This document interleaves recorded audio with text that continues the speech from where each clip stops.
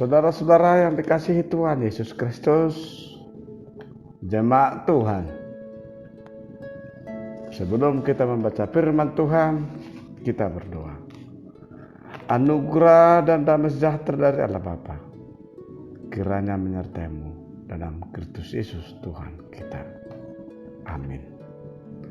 Firman Tuhan menyapa kita dari kitab Efesus 5 ayat 2. Demikian bunyinya. Dan hiduplah di dalam kasih, sebagaimana Kristus Yesus juga telah mengasihi kamu dan telah menyerahkan dirinya untuk kita sebagai persembahan dan korban yang harum bagi Allah. Demikian firman Tuhan. Saudara-saudara yang terkasih, dimanapun Anda berada, Allah adalah kasih.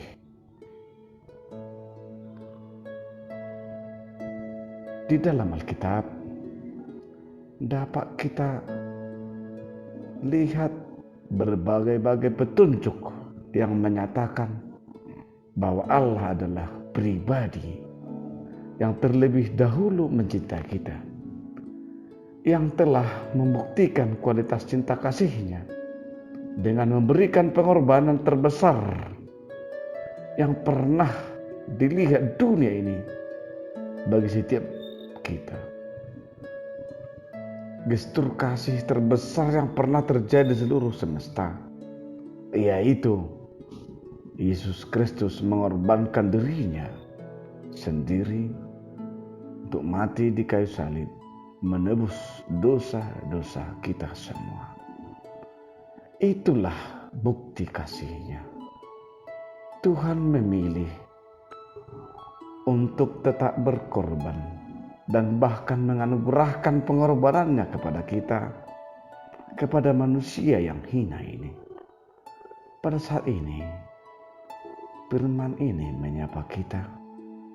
Biarlah kita renungkan kembali pengorbanan Tuhan Yesus Kristus yang begitu besar kepada kita. Saudara-saudara,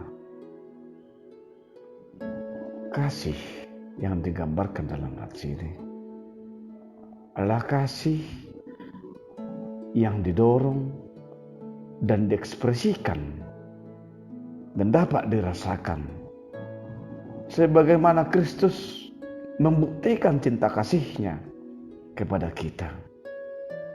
Kita dapat melihat bagaimana perjalanan Yesus menuju salib demi pengorbanannya untuk menebus kita, umat manusia. Karena itu, dalam nas ini Paulus mengajak kita agar tetap hidup di dalam kasih. Maka sesungguhnya jemaat Tuhan bukan saja hanya memahami bagaimana kasih itu, apakah kasih itu telah dan sempurna, itu dapat kita lihat dan ditunjukkan Kristus Yesus di kayu salib. Tetapi juga sudah kita rasakan bagaimana kasih itu menyentuh hidup kita. Seperti apa kasih itu berdampak dalam hidup kita saat ini. Kasih Yesus sungguh luar biasa. Dengan kesadaran kembali tentang apa kasih itu, diharapkan orang dapat memahami tindakannya untuk menjadi penurut Allah. Artinya penurut Allah yang senantiasa setia kepada Allah dengan mendasari tindakan kasih Kristus di kayu salib. Itulah bukti kasih-Nya yang luar biasa.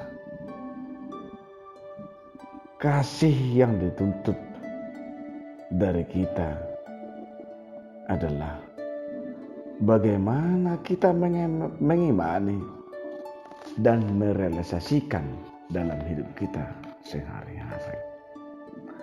Saudara-saudaraku yang kekasih, kasih itu bukan berarti selalu melakukan yang menyenangkan,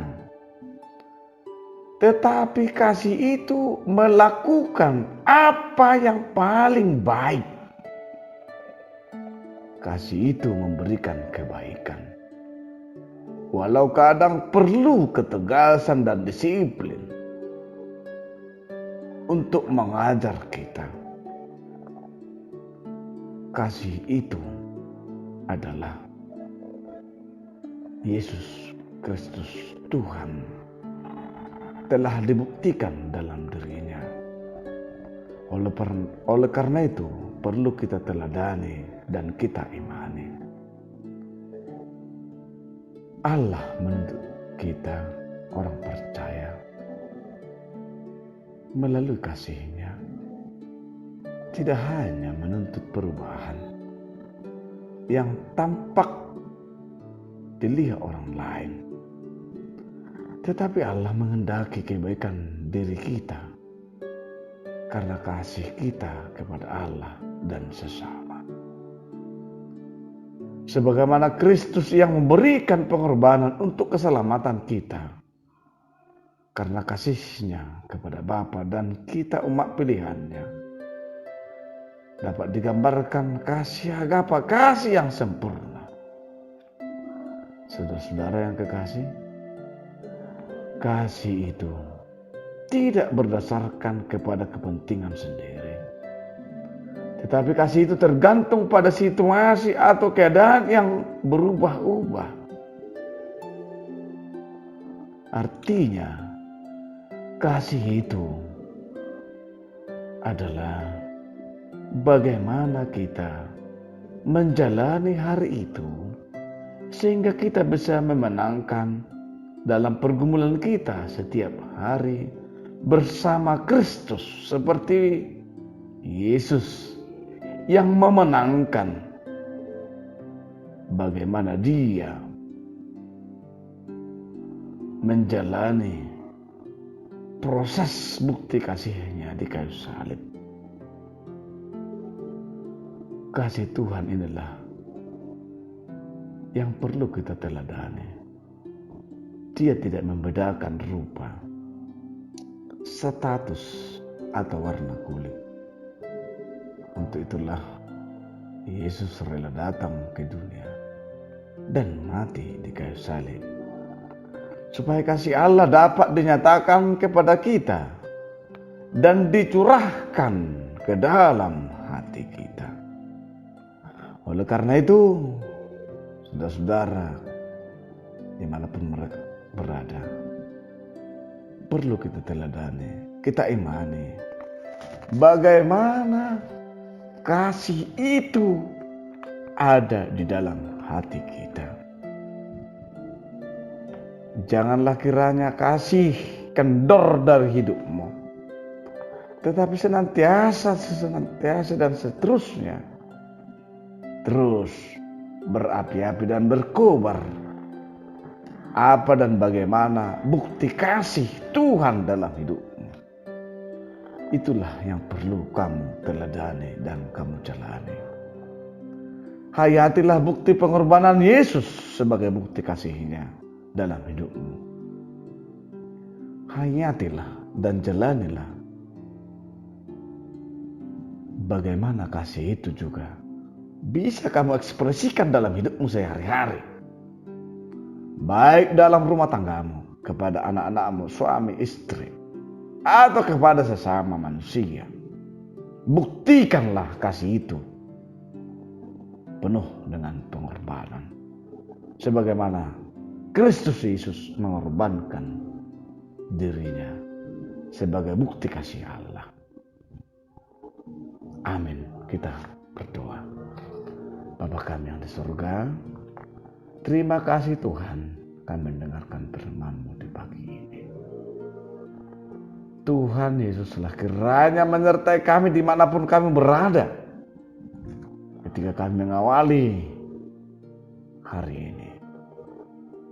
Firman-Mu lah senantiasa menuntun kami. Ketika kami melakukan berbagai aktivitas, baik di rumah, di dunia sekitar, dalam pekerjaan dimanapun kami berada, adalah lebih baik kami membuktikan kasih Tuhan itu dalam hidup kami yang nyata. Tanpa kata-kata, tetapi dengan tindakan-tindakan sesuai dengan kasih Tuhan itu saja. Terima kasih Tuhan. Kami juga berdoa kepadamu, lindungi dan sertalah jemaat-Mu dimanapun mereka berada.